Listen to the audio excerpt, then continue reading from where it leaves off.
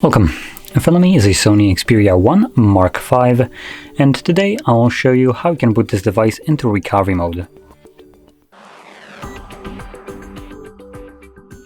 So to get started, we're gonna pull down our notifications, swipe down once again. Now you should see a power button on the bottom. I'm gonna click on it and then obviously select power off.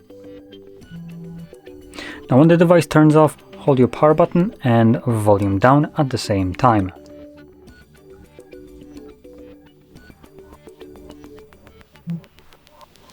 Now when you see the Sony logo, let go of the power button, but keep holding volume down. And this will then take you to the recovery mode.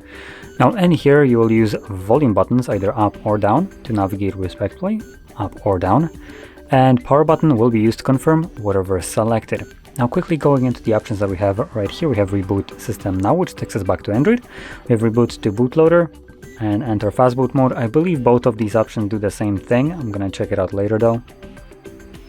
We have apply updates from ADB or SD card, wipe data, mount system, view logs, run tests, and power off the device. Now checking the reboot to bootloader, I presume this will be also fast boot mode, but I'm gonna check it just so anyone watching this also knows.